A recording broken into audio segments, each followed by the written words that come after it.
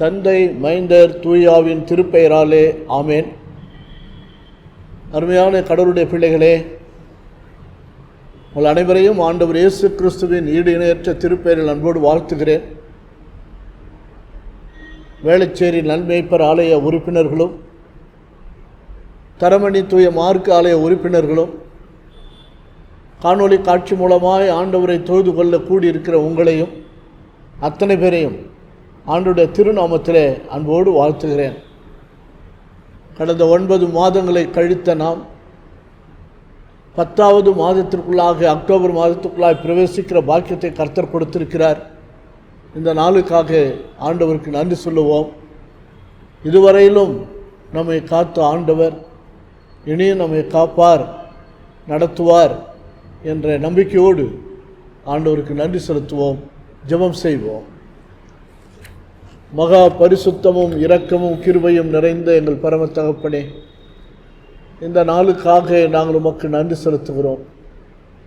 உம்முடைய பேரருளால் கடந்த 9 மாதங்களை கழித்த நாங்கள் இந்த 10வது மாதத்துக்குள்ளாக பிரவேசிக்கிற பாக்கியத்தை கொடுத்திருக்கிறீரே, உமக்கு ஸ்தோத்திரம்.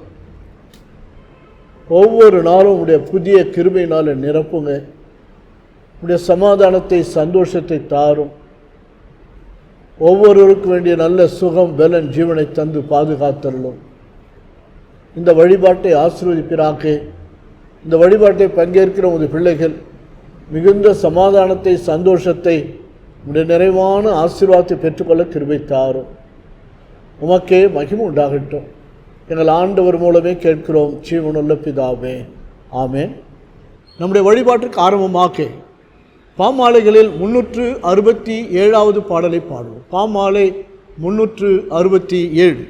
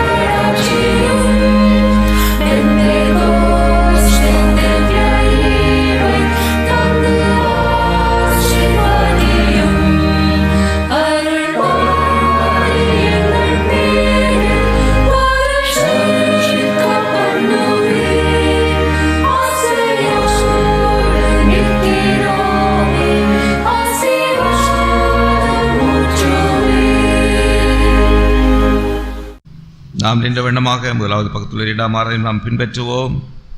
நாம் கடவுளை தொழுவோம். கடவுள் ஆவியாயிருக்கிறார். அவரை தொழுது கொள்கிறவர்கள் ஆவியோடும் உண்மையோடும் அவரை தொழுது கொள்ள வேண்டும். நம்முடைய பிதாவாகிய கடவுளாலும் கர்த்தராகிய இயேசு கிறிஸ்துவினாலும் உங்களுக்கு கிருபையும் சமாதானமும் உண்டாவதாக. இது கர்த்தர் உண்டு பண்ணின நாள், இதிலே களிகூர்ந்து மகிழ கடவோம். கடவுள் ஒளியாயிருக்கிறார், அவரில் எவ்வளவேனும் இருள் இல்லை. அவர் ஒளியில் இருக்கிறது போல நாமும் ஒளியிலே நடந்தால் ஒருவரோடு ஒருவர் ஐக்கியப்பட்டிருப்போம். அவருடைய குமாரனாகிய இயேசு கிறிஸ்துவின் ரத்தம் சகல பாவங்களையும் நீக்கி நம்மை சுத்திகரிக்கும்.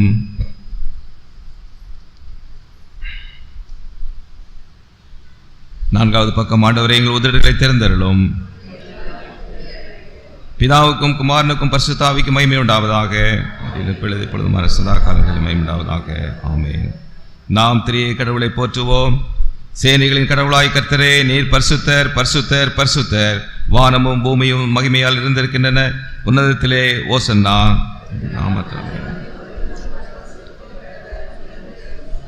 கடவுளே, நீர் பரிசுத்தர். சர்வ வல்லவரே, நீர் பரிசுத்தர். சாவாமையுடையவரே, நீர் பரிசுத்தர். ஆண்டவரே, எங்களுக்காக சிலுவையில் அறையுண்ட எங்கள் மீட்பரே, எங்கள் மேல் கிருபையாயிரும். பரிசுத்த ஆவியாகிய ஆண்டவரே, எங்கள் மேல் கிருபையாயிரும். ஆண்டவரே, எங்கள் ஜெபங்களையும் ஆராதனையும் ஏற்றுக்கொண்டு எங்கள் மேல் கிருபையாயிரும். எங்கள் தந்தையாம் கடவுளே, எமது வல்லமையாலும் ஞானத்தாலும் எல்லாவற்றையும் படைத்து குமாரனை எங்கள் இரட்சகராக தரும்படி உலகத்தில் அன்பு கூர்ந்தீரே, உம்மை போற்றுகிறோம். குமாரனாம் கடவுளே, பாவத்தை தவிர்த்து எல்லாவற்றிலும் எங்களைப் போல் மனிதனாகி எங்கள் பாவங்களுக்காக ஒப்புக் கொடுக்கப்பட்டு எங்கள் நீதிக்காக உயிர்த்தெழும்பியவரே, உம்மை போற்றுகிறோம். பரிசுத்த ஆவியானவராகிய கடவுளே, எல்லா உண்மைக்குள்ளும் எங்களை வழிநடத்தி கடவுளின் அன்பை எங்கள் நெஞ்சில் பொழிகிறவரே, உம்மை போற்றுகிறோம். பிதா, குமாரன், பரிசுத்த ஆவியாகிய கடவுளே, உமக்கே காலமும் எல்லா புகழும் மகிமையும் உண்டாவதாக. ஆமேன். பாவ அறிக்கை. நமக்கு பாவம் இல்லை என்போமானால் நம்மை நாமே வஞ்சிக்கிறவர்களாவோம். நமக்குள் உண்மை இல்லை. நாம் பாவங்களை அறிக்கையிட்டால் பாவங்களை நமக்கு மன்னித்து எவ்வித அனிதமும் நீங்க நம்மை சுத்திகரிப்பதற்கு ஆண்டவராகிய இயேசு கிறிஸ்து நம்பத்தக்கவரும் நீதியும் உள்ளவர். நான் எழுதிய தகப்பனிடத்திற்கு போய், தகப்பனே, பரத்துக்கு விரோதமாக உமது பார்வையிலும் பாவம் செய்தேன். இனி உம்முடைய மகன் மகள் என்று சொல்லப்படுவதற்கு நான் பாத்திரன் அல்லன். உம்முடைய கூலிக்காரில் ஒருவனாக என்னை வைத்துக் கொள்ளும் என்பேன். கடவுள் ராஜ்யம் சமீபித்திருக்கிறது. மனம் திரும்பி சுவிசேஷத்தில் நம்பிக்கை வையுங்கள். நமது பலவீனங்களுக்காக பரிதபிக்க முடியாத பிரதான ஆசாரியர் நமக்கு இராமல் எல்லா விதத்திலும் நம்மை போல் சோதிக்கப்பட்டும் பாவமில்லாத பிரதான ஆசாரியரே நமக்கு இருக்கிறார். நாம் முழங்கால் படியிட்டு மௌனமாக நம்மை நாமே சோதனை செய்வோம். ஆண்டுடைய சமூகத்தில் நம்மை நாமே ஆராய்ந்து பார்ப்போம். நம்முடைய சிந்தனைகள், நம்முடைய செயல்பாடுகள், நம்முடைய எண்ணங்களிலே நாம் ஆண்டவருக்கு விதமாக தவறு செய்திருப்போம் என்று சொன்னால் ஆண்டுடைய சமூகத்தில் நம்மை தாழ்த்துவோம். கர்த்தருக்கு முன்பாக தாழ்மைப்படுங்கள். அப்பொழுது அவர் உங்களை உயர்த்துவார்.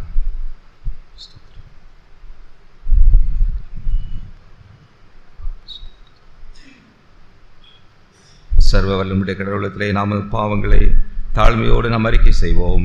7வது பக்கத்தில் உள்ள 2வது பாவ அறிக்கை நாம் எல்லோரும் சேர்ந்து சொல்லுவோம். எங்கள் தந்தையாம் கடவுளே, நினைவினாலும் வார்த்தையினாலும் செய்கையினாலும் குரோதமாய் பாவம் செய்திருக்கிறோம். முழு மனதோடு நாங்கள் உம்மை நேசிக்கவில்லை. எங்களிடத்தில் நாங்கள் அன்பு கூறுவது போல அயலாரிடத்தில் நாங்கள் அன்பு கூறவில்லை. எங்கள் மேல் இரக்கமாயிருக்கும் உம்மை வேண்டிக் கொள்கிறோம்.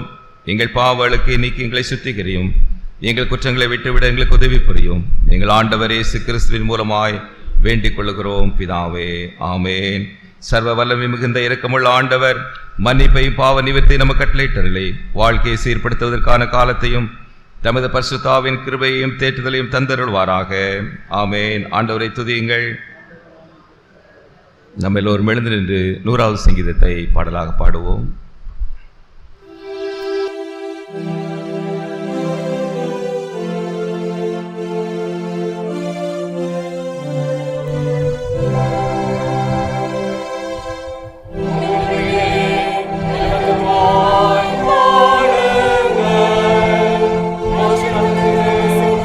All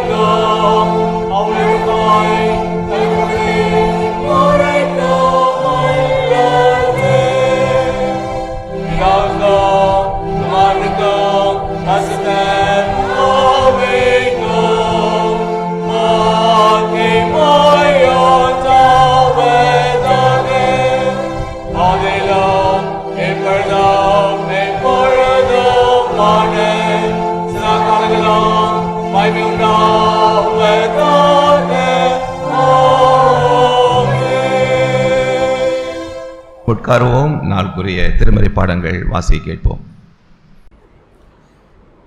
வேத பாடம் வாசி கேட்போம். ஆதியாகமம் 49ஆம் அதிகாரம் 8ஆம் வசனம் முதல் 12ஆம் வசனம் வரை வாசி கேட்போம். ஆதியாகமம் 49ஆம் அதிகாரம் 8 முதல். யூதாவே, சகோதரால் புகழப்படுவன் நீயே. உன் கரம் உன் சத்துருக்களுடைய பிடரின் மேல் இருக்கும். உன் தகப்பனுடைய புத்திரர் உன் முன் பணிவார்கள். யூதா பாலசிங்கம், நீ இறை கவர்ந்து கொண்டு ஏறிப்போனாய். என் மகனே, சிங்கம் போலும் கிழச்சிங்கம் போலும் மடங்கி படுத்தான். அவனை எழுப்புகிறவன் யார்? சமாதான கர்த்தர் வருமளவும் செங்கோல் யூதாவை விட்டு நீங்குவதும் இல்லை. நியாயப்பிரமாணிக்கன் அவன் பாதங்களை விட்டு ஒழிவதும் இல்லை. ஜனங்கள் அவரிடத்தில் சேர்வார்கள். அவன் தன் கழுது குட்டியை திராட்சை செடியிலும் தன் கோழிக்கை கழுதியின் குட்டியை நற்குல திராட்சை செடியிலும் கட்டுவான். திராட்சை ரசத்திலே தன் வஸ்திரத்தையும் திராட்சை பழங்கள் இரத்தத்திலே தன் அங்கியையும் தோய்ப்பான். அவன் கண்கள் திராட்சை ரசத்தினால் சிவப்பாயும் அவன் பற்கள் பாலினால் வெண்மையாயும் இருக்கும் என்றார் என்பது. ஆமேன். கர்த்தருக்கே மகிமை உண்டாவதாக. ஏசாயா 41ஆம் அதிகாரம் 13ஆம் வசனம். உன் தேவனாயிருக்கிற கர்த்தராகிய நான் உன் வலது கையை பிடித்து பயப்படாதே, நான் உனக்கு துணை நிற்கிறேன் என்று சொல்லுகிறேன். For I am the Lord your God who takes hold of your right hand and says to you, do not fear, I will help you. ஜெபம் செய்வோம். எங்கள் அன்பு நிறைந்த தகப்பனே, உம்முடைய சமூகத்தை நோக்கி பார்க்கிற அத்தனை பேரோடு உம்முடைய கிருபை இருக்கட்டும். இப்பொழுதும் பரலோக மன்னாவை எங்களுக்கு அருளுவீராக. உம்முடைய அருள் வார்த்தைகளை தியானிக்கிற வேளையிலே ஆவியானவர் எங்களுக்கு அருள் புரியும்படியாக ஜெபிக்கிறோம். உம்முடைய வார்த்தைகளை கேட்டு அதன்படி நடக்கிற நல்ல உள்ளத்தை எங்களுக்கு தாரும். எங்கள் மீட்பர் மூலமே கேட்கிறோம், ஜீவனுள்ள பிதாவே, ஆமேன். கிறிஸ்துவுக்குள் பிரியமானவர்களே, அருமையான கடவுளுடைய பிள்ளைகளே, உங்கள் அனைவரையும் ஆண்டவருடைய திருப்பெயராலே அன்போடு வாழ்த்துகிறேன். ஆண்டவருடைய அருளும் ஆசியும் உங்கள் ஒவ்வொருவரோடும் உங்களுடைய குடும்பத்திலும் என்னாலும் நிலைத்திருப்பதாக. இந்த மாதத்தை கர்த்தர் நம்மை காணும்படியான கிருபையை கொடுத்திருக்கிறார். நாம் ஆண்டவருக்கு எப்பொழுது நன்றி உள்ள பிள்ளைகளாக இருந்து நம்முடைய வாழ்க்கையிலே நாம் எப்பொழுதும் ஆண்டவரை துதிக்கிறவர்களாக, ஸ்தோத்தரிக்கிறவர்களாக, ஆண்டவருடைய திரு நாமத்திற்கு மகிமையாய் நாம் வாழ நம்மை அர்ப்பணிப்போம். இன்றைக்கு உங்களோடு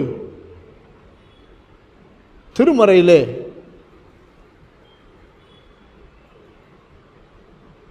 அநேக விசுவாசிகளை பற்றி சொல்லப்படுகிறது.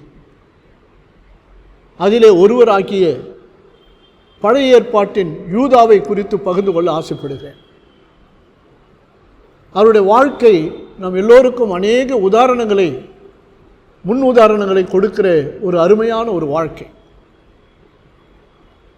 அவரை பற்றி அதிகமாக சொல்லாவிட்டாலும் சொல்லப்படுகிற நிகழ்வுகள் மிக அற்புதமான நிகழ்வுகள், அவருடைய குணத்தை வெளிப்படுத்துகிற நிகழ்வுகள். யூதா யாக்கோபு லேயாளின் 4வது மகன். யூதா என்று சொன்னால் பிரைஸ்ட், துதித்தல், புகழப்பட்டவர் என்று அர்த்தம். புகழப்பட்டவர். அவருடைய பெயருக்கு ஏற்ற மாதிரி அவர் வாழ்ந்தார். அவர் பெயருக்கு ஏற்ற மாதிரி வாழ்ந்தார். புகழப்பட்ட ஒரு மனிதனாக வாழ்ந்தார். இந்த இஸ்ரவேல் யாக்கோபுடைய புத்திரர்களே இவர் சற்று மூத்தவர். elder. Judah had some admirable qualities in his life. அவருடைய வாழ்க்கையிலே புகழத்தக்க போற்றத்தக்க சில குணாதிசயங்கள் அமைந்திருந்ததை நாம் ஆதியாகமம் புத்தகத்திலே பார்க்கலாம். Judah early took a leading role among his brothers as is shown by the story of Joseph. யோசேப்பினுடைய வாழ்க்கை வரலாற்றை சொல்லுகின்ற அந்த வரலாற்றிலே யூதாவினுடைய பங்களிப்பு, அவர் யோசேப்பை காப்பாற்றுவதற்கு, யோசேப்பினுடைய வளர்ச்சிக்கு, யோசேப்பினுடைய பிற்கால உயர்வுக்கு காரணமாய் அவர் அமைந்திருந்தார். முதலாவதாக யூதாவினுடைய குணம் என்னவென்று சொன்னால், தன்னுடைய சகோதரர்கள் தவறு செய்த பொழுது அதை சுட்டி காட்டுகிறார், தவறை உணர்த்துகிறார். பாருங்க, யோசேப்பை அவருடைய மூத்த அண்ணன் மற்ற சகோதரர்களெல்லாம் அவனை கொல்ல வேண்டும் என்று சொல்லி நினைக்கிற பொழுது மூத்த அண்ணன் ரூபன் அவர்கள் கொல்ல வேண்டாம், பாழும் குழியிலே போட்டு விடுவோம் என்று சொல்லி ஒரு குழியிலே போட்டு விடுகிறார்கள். யூதாவுக்கு தன்னுடைய தம்பியின் மேலே மிகுந்த கரிசனை வருகிறது. இவனை கொல்ல வேண்டாம் என்று அவர் முடிவெடுக்கிறார். எனவே என்ன சொல்லுகிறார், தன்னுடைய சகோதரர்களை நோக்கி யூதா, ஆதியாகமம் 37ஆம் அதிகாரத்தில் 26, 27 வசனங்களை நீங்கள் பார்ப்பீர்களானால், அப்பொழுது யூதா தன் சகோதரரை நோக்கி, நாம் நம்முடைய சகோதரனை, இவர் யாரோ அந்நியன் அல்ல, நம்முடைய சகோதரர்கள் ஒருவன், நம்முடைய தம்பி, இவரை கொன்று அவனுடைய இரத்தத்தை மறைப்பதினாலே லாபம் என்ன? அவனை கொன்று போடுறதுனால என்ன லாபம்? நாம் நம்முடைய சகோதரனை கொல்ல வேண்டாம், மாறாக அவனை அந்த வழியாக வருகிற இஸ்மவேல் மக்களுக்கு விற்று போடுவோம். இதோ இஸ்மவேல் மக்கள் வருகிறார்கள், அவரிடத்தில் விற்று போடுவோம், வாருங்கள் என்று சொல்லி அவர்களுக்கு அறிவுரை சொல்கிறார். அது மட்டுமல்ல, நமது கை அவன் மேல் படாதிருப்பதாக அவன் நம்முடைய சகோதரனும், அவர் சொல்கிற வார்த்தை பாருங்க, யூதா சொல்லுகிற வார்த்தை, அவன் நம்முடைய சகோதரனும் நம்முடைய மாம்சமுமாய் இருக்கிறானே என்றார். அப்பொழுது யூதா சொன்ன அறிவுரையை அவருடைய சகோதரர்களை ஏற்றுக்கொள்கிறார்கள். அதுதான் அங்கே மிக முக்கியமான ஒரு பங்களிப்பு. யூதா தன்னுடைய சகோதரனுடைய உயிரை காப்பாற்றுகிறார். பாருங்க, அவன் சகோதரர் யூதா சொல்லுக்கு இணங்கினார்களாம், யூதா சொன்ன அறிவுரையை ஏற்றுக்கொண்டார்கள். அதனாலே யோசேப்பு காக்கப்பட்டார், பாதுகாக்கப்பட்டார், காப்பாற்றப்பட்டார். அருமையானவர்களே, அடுத்தது இந்த யாக்கோபினுடைய பிள்ளைகள் எல்லாம் பஞ்சத்திலே அடிபட்டு, இங்கே யோசேப்பு பார்வோனுக்கு அடுத்த நிலையிலே உயர்த்தப்பட்டு அவர் பெரிய அதிகாரியாக இருக்கிறார், எல்லோரையும் போஷிக்கிறார், பஞ்சத்தில் இருக்கிறவர்களுக்கெல்லாம் தானியத்தை, உணவை கொடுக்கிறார், உணவுப் பொருட்களை கொடுக்கிறார். அப்படி கொடுக்கிற பொழுது இவர்கள் வருகிறார்கள், எகிப்துக்கு வருகிறார். பார்வோனுடைய அதிகாரியாக இருக்கிற யோசேப்பினிடத்துக்கு வருகிறார்கள் அவருடைய அண்ணன்மார்கள். இவரை கொன்று போட வேண்டும் என்று நினைத்தவர்கள், படுகுழியிலே போட்டவர்கள், பிறகு விற்று போட்டவர்கள் வருகிறார்கள். அப்படி வருகிற பொழுது யோசேப்பு வந்திருக்கிறவர்கள் தங்களுடைய அண்ணன்மார் என்பதை புரிந்து கொண்டு அவர் என்ன செய்கிறார், தன்னுடைய தம்பி பென்யமீன் அவரை அழைத்து வரும்படி சொல்லுகிறார். ஒரு பெரிய இக்கட்டு இவர்களுக்கு. இவர்கள் மீண்டும் வருகிறார்கள், தன்னுடைய தகப்பனாகிய யாக்கோபினிடத்தில் வருகிறார்கள். யாக்கோபினிடத்தில் சொல்லுகிறார்கள், பென்யமீனை அனுப்பும்படி கேட்கிறார்கள். யாக்கோபு மறுக்கிறார். ஏனென்று சொன்னால், ஏற்கனவே யோசேப்பை நான் இழந்து விட்டேன், நான் இந்த மகனையும் இழக்க தயாராக இல்லை என்று சொல்லி மறுக்கிறார். அப்பொழுது யூதா தன்னுடைய தகப்பனிடத்திலே பக்குவமாய் பேசுகிறார்.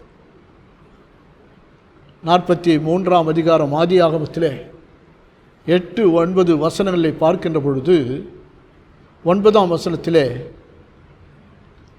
யூதா சொல்லுகிறார் அப்பாவினிடத்திலே, அவனுக்காக, என் தம்பி பென்யமீனுக்காக நான் உத்தரவாதம் பண்ணுவேன், நான் அதை பொறுப்பு ஏற்றுக்கொள்கிறேன், அவனுடைய உயிருக்கு நான் பொறுப்பேற்றுக் கொள்கிறேன், அவனை என்னிடத்தில் கேளும், நான் அவனை உம்மிடத்தில் கொண்டு வந்து உமக்கு முன்பாக நிறுத்தாமல் போனால் அந்த குற்றம் என்மேல் சுமருவதாக.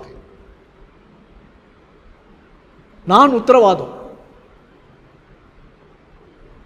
அந்த மக்கள் காக்கப்பட வேண்டும், தன்னுடைய தம்பி அழைத்து கொண்டு போய் பத்திரமாய் நான் கொண்டு வருவேன், அழைத்து வருவேன், அப்படி அழைத்து வராவிட்டால் நான் தான் அந்த குற்றம் செய்தவனாக மாறுவேன்.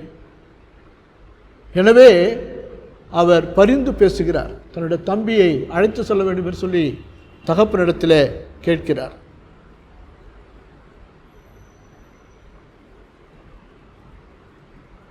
யோசேப்பு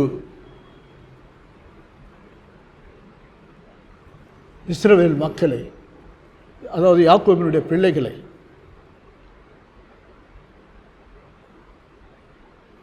தண்டிக்க வேண்டும் என்று நினைக்கவில்லை, மாறாக அவர்களை யோசேப்பு பென்யமீனை நிறுத்திக் கொள்ள நினைக்கிறார்.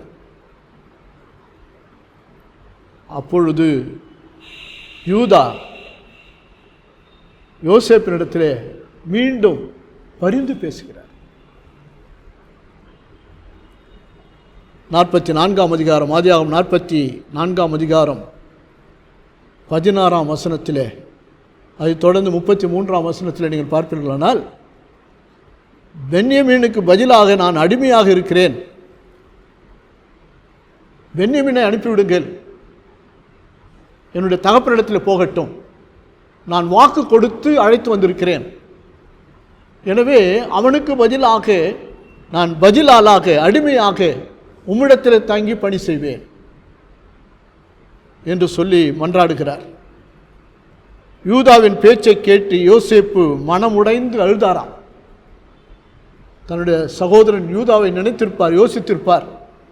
அன்றைக்கு படுகொழியில் இருந்த என்னை காப்பாற்றி, உயிரை காப்பாற்றி இந்த பார்வோனிடத்தில் வருவதற்கு உதவியாயிருந்தவர் யூதா. அருமையான கடவுளுடைய பிள்ளைகளே, ஆண்டவர் இயேசு கிறிஸ்துவனுடைய குணங்கள் யூதாவிலே அப்பொழுதே வெளிப்படுகிறது. இந்த மனுக்குலம் அழிந்து போகாதபடி அவர்களை, பாவ படுகொழியில் இருக்கிறவர்களை மீட்டு எடுத்து ரட்சிப்பின் ஆடையை தரித்து அவர்கள் வாழும்படியாய் செய்தவர் ஆண்டவர். அதுபோல யோசேப்பை யூதா காப்பாற்றி உயர்த்தினார் ஆண்டவர். இரண்டாவது, யோசேப்பை அழைத்து செல்ல வேண்டும், யோசேப்பினிடத்தில் தன்னுடைய தம்பியை பென்யமீனை அழைத்து செல்ல வேண்டும் என்பதற்காக தகப்பனிடத்திலே பரிந்து பேசுகிறார்.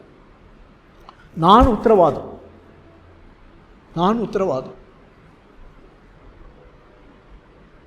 ஆண்டவர் இயேசு கிறிஸ்துவும் கூட நாம் பாவம் செய்கிற பொழுது பிதாவினிடத்திலே பரிந்து கேட்கிறார்,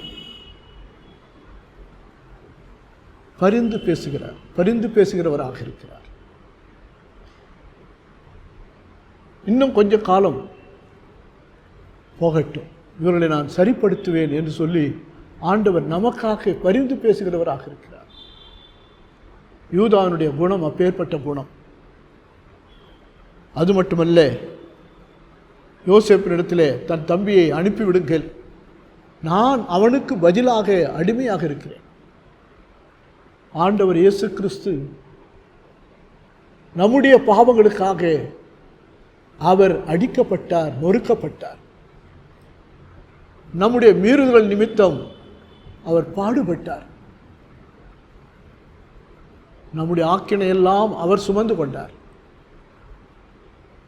நான் என் தம்பிக்கு பதிலாக அடிமையாக இருப்பேன் என்று சொன்ன யூதாவை போல அதைவிட மேலாக மேன்மையாக ஆண்டவர் நமக்காக, அவர் நம்முடைய பாவங்களுக்காக அவரே தன்னை அர்ப்பணித்தார். அடிமையின் கோலம் எடுத்தார். அடுத்ததாக யூதாவினுடைய குணத்தை நாம் பார்க்கிற பொழுது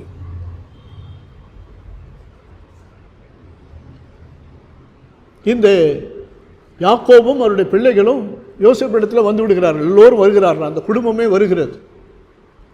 46ஆம் அதிகாரத்தில் அது சொல்லப்படுகிறது. அப்படி வருகிற பொழுது இந்த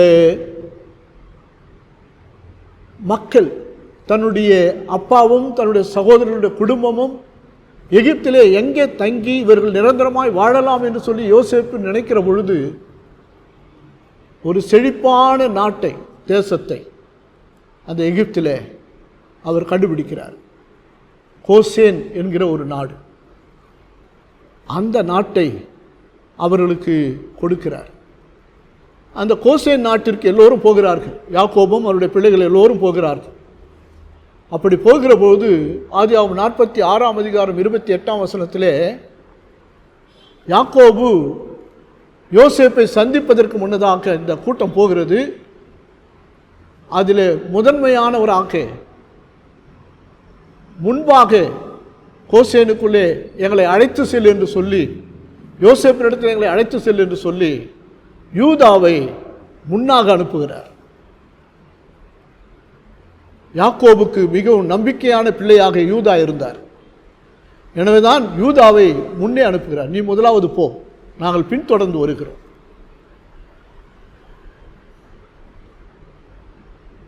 யூதா யாக்கோபையும் அவருடைய சகோதரர்களையும் யோசேப்பினிடத்திலே ஒன்றாக இணைத்தார், ஒன்று சேர்த்தார்.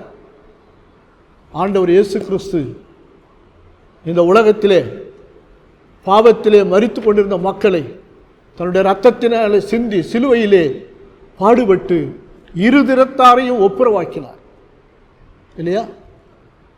ஒன்று சேர்த்தார். யூதா அப்படிப்பட்ட பணியை அன்றைக்கே செய்தார். தன்னுடைய சகோதரனாகிய யோசேப்பினிடத்தில் மற்ற சகோதரர்களையும் தன்னுடைய தகப்பனையும் கொண்டு வந்து சேர்த்து அவர்கள் ஒருவரை ஒருவர் சந்தித்து ஆற தழுவி தன்னுடைய சகோதரர்கள் செய்த பாவங்கள் குற்றங்கள் எல்லாம் மன்னித்து அழுது முத்தமிட்டு யோசேப்பு ஏற்றுக்கொண்டார். அருமையான கடவுளுடைய பிள்ளைகளே, ஆண்டவரும் கூட நம் மீது அந்த அளவுக்கு, அதைவிட மேலான அளவுக்கு அன்பு பொழிகிறவராக இருக்கிறார். நம்மை பிதாவோடு ஒப்புரவாக்கியிருக்கிறார். நம்மை பிதாவோடு ஒன்று சேர்த்திருக்கிறார். இந்த நம்பிக்கையிலே நாம் வளர வேண்டும். நிறைவாக இப்படிப்பட்ட குணங்கள் அடங்கிய யூதாவை தன்னுடைய கடைசி காலங்களில் யாக்கோபு ஆசீர்வதிக்கிறார். தன்னுடைய பிள்ளைகளெல்லாம் ஆசீர்வதிக்கிற பொழுது யூதாவை மிக சிறப்பாக ஆசீர்வதிக்கிறார். Special blessings given to him அவருக்கு கொடுக்கப்படுகிறது. ஆதியாகமம் 49ஆம் அதிகாரம் 8 முதல் 12 வசனங்களிலே அங்கே யாக்கோபு யூதாவை பார்த்து சொல்கிறார். 49:8 யூதாவே, சகோதரரால் புகழப்படுபவன் நீயே. எனக்கு இத்தனை பிள்ளைகள் இருக்கிறார்கள், ஆனால் இந்த பிள்ளைகள் எல்லாரை விட உன்னை நான் அதிகமாய் புகழுகிறேன். காரணம் என்னவென்று சொன்னால் உன்னுடைய குணங்கள் அவ்வளவு மேன்மையான குணங்கள். அவரை சொல்லுகிறார். யாக்கோபு ஆசீர்வதிக்கிற பொழுது யூதா பாலசிங்கம், சிங்கக்குட்டி. பெற்றோர், தகப்பன், அப்பா அம்மா சொல்லுவாங்க தன்னுடைய பிள்ளைகள், அருமையான பிள்ளைகளை பார்த்து ஏன் பிள்ளை சிங்கக்குட்டி என்று சொல்வார்கள். அப்படி யூதாவை போற்றுகிறார் யாக்கோபு, ஆசீர்வதிக்கிறார். 49ஆம் அதிகாரம் ஆதியாகமத்திலே 10ஆம் வசனத்திலே அவர் சொல்லுகிற ஆசீர்வாதம் இயேசு கிறிஸ்துவிலே நிறைவேறுகிறது. யாக்கோபு கொடுத்த ஆசீர்வாதம் இயேசு கிறிஸ்துவினுடைய வாழ்க்கையிலே நிறைவேறுகிறதை நீங்கள் பார்க்கலாம். ஆதியாகமம் 49:10 மிக முக்கியமான ஒரு வசனம். சமாதான கர்த்தர் வருமளவும் ஆண்டவர் இயேசு கிறிஸ்து வருவார் என்பதை அவரே முன்னறிவிக்கிறார். சமாதான கர்த்தர் வருமளவும் செங்கோல் யூதாவை விட்டு நீங்குவதும் இல்லை, நியாய பிரமாணிக்க அவன் பாதத்தை விட்டு ஒழிவதும் இல்லை, ஜனங்கள் அவரிடத்தில் சேருவார்கள். இந்த யூதாவை ஆசீர்வதிக்கிற போது சொல்லுகிறார், சமாதான கர்த்தர் வருகிற வரையிலும் செங்கோல் யூதாவை விட்டு விலகுவதில்லை. அந்த யூதாவினுடைய வம்சத்திலே தான் இயேசு கிறிஸ்து பிறந்தார். யூதாவினுடைய வம்சத்திலே தான் தாவீது பிறந்தார். அதற்கு பிறகு இயேசு கிறிஸ்து பிறந்தார். உங்களுக்கு தெரியும், இயேசுவை அழைக்கிற பொழுது யூத ராஜசிங்கம் என்று அழைக்கப்படுகிறார். காரணம் என்னவென்று சொன்னால், இந்த யூதாவை போல நம்முடைய வாழ்க்கையில் நாம் நடந்து கொள்ள வேண்டும், வாழ வேண்டும். யூதா தன்னுடைய சகோதரன் செய்த தவறுகளை சுட்டிக்காட்டி அவர்களை திருத்தினார். தன்னுடைய சகோதரனுடைய உயிரை காப்பாற்றினார். யூதா தன்னுடைய தகப்பனிடத்திலே தம்பி பென்யமீனை அனுப்பும்படி அவருக்காக, பென்யமீனுக்காக தன்னை உத்தரவாதம் என்று சொல்லி பொறுப்பேற்றுக் கொள்கிறார்.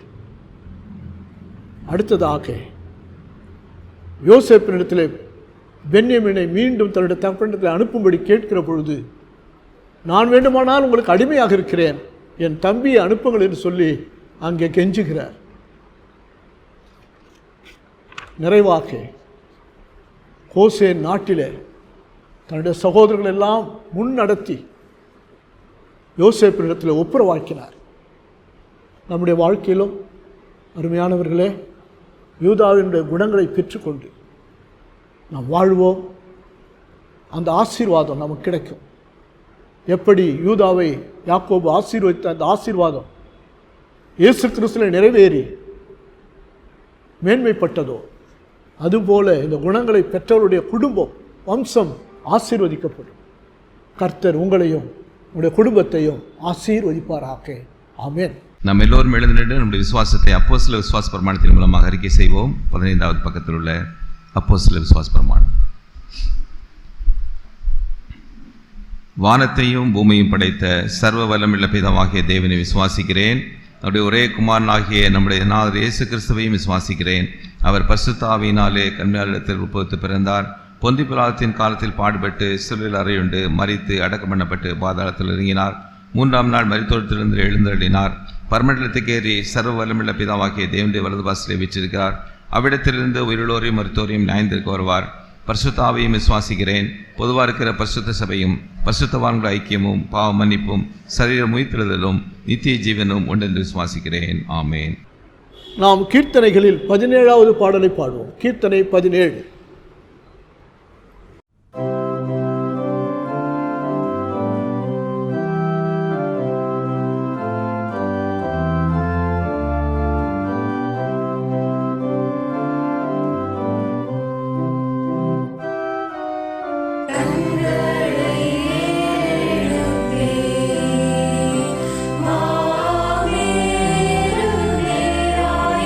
கண்களை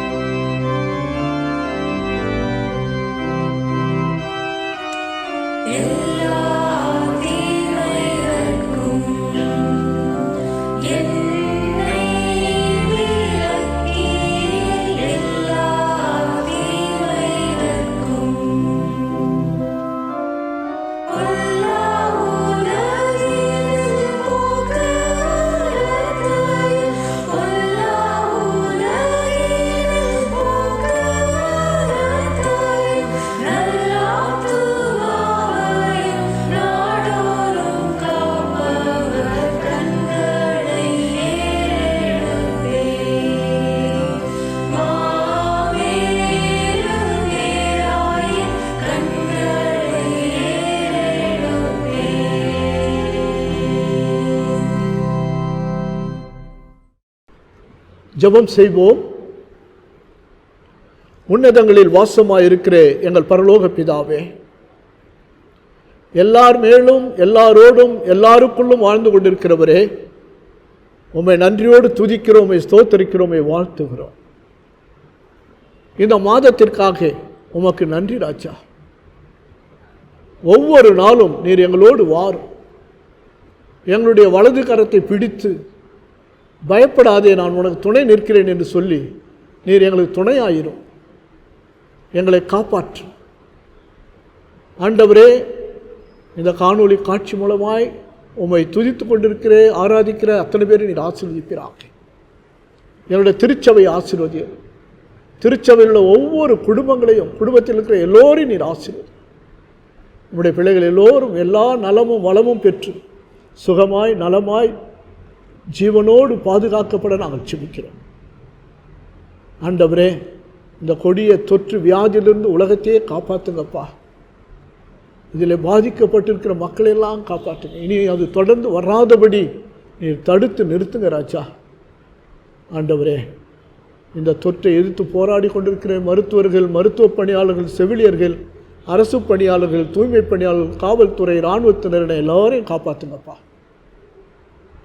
ஆண்டவரே, இந்த நேரத்திலே யாரெல்லாம் என்ன நோக்கத்தோடு ஜெபித்து கொண்டிருக்கிறார்களோ அவர்கள் எல்லோரும் நீர் ஆசீர்வதி. அவருடைய ஜெப விண்ணப்பங்கள் எல்லாம் கேட்டு பதிலளிக்கிறார்கள். தகப்பனே, தேவையில் இருக்கிறவருடைய தேவைகளை சந்திக்கிறார்கள். பிரச்சனையில் இருக்கிறவர்களுக்கு நீர் தாமே பிரச்சனையிலிருந்து விடுதலை தருவீராக. சமாதானம் இல்லாமல் இருக்கிறவர்கள் சமாதானத்தை தருவீராக. நாங்கள் யூதாவை போல வாழ்ந்து உம்முடைய ஆசீர்வாதத்தை நாங்கள் மட்டுமல்ல எங்களுடைய சந்ததியை பெற்றுக்கொள்ளத்தக்கதாக நீர் அருள் புரியும்படியாய் ஜெபிக்கிறோம். ஜெபித்துக் கொண்டிருக்கிற ஒவ்வொருவரையும் உமது கரத்தில் அர்ப்பணிக்கிற ராஜா. ஒவ்வொருவரையும் ஆசீர்வதி. உமக்கே மகிமுண்டாகட்டும். துதி, கனம், மகிமை எல்லாம் உமக்கே செலுத்துகிறோம். எங்கள் ஆண்டவர் மூலமே கேட்கிறோம், ஜீவனுள்ள பிதாவே, ஆமேன். எல்லோரும் சேர்ந்து சொல்லுவோம். என் ஆத்துமாவே கர்த்தரை ஸ்தோத்திரி, என் முழு உள்ளமையோடு பிரசுத்த நாமத்தை ஸ்தோத்திரி. என் ஆத்துமாவே கர்த்தரை ஸ்தோத்திரி, கர்த்தர் செய்த சகல உபகாரங்களை மறவாதே. ஆமேன், ஆமேன். கர்த்தருடைய இரக்கமுள்ள கிருபைக்கும் பராமரிப்புக்கும் உங்களை ஒப்புவிக்கிறோம். பிதா, குமாரன், பரிசுத்த ஆவியுமாகிய சர்வ வல்லமை பொருந்தின கடவுளுடைய ஆசீர்வாதம் உங்களுக்குள்ளே இருந்து எப்பொழுதும் உங்களோட நிலைத்திருக்க கடவது. ஆமேன்.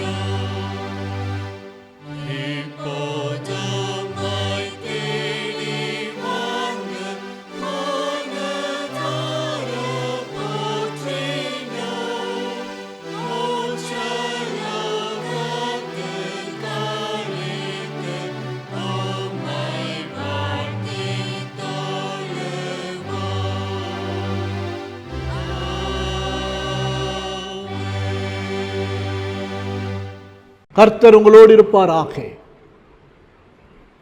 கர்த்தருடைய சமாதானத்தோடு சென்று வர கடவோம். கர்த்தருடைய நாமத்தினாலே ஆமென்.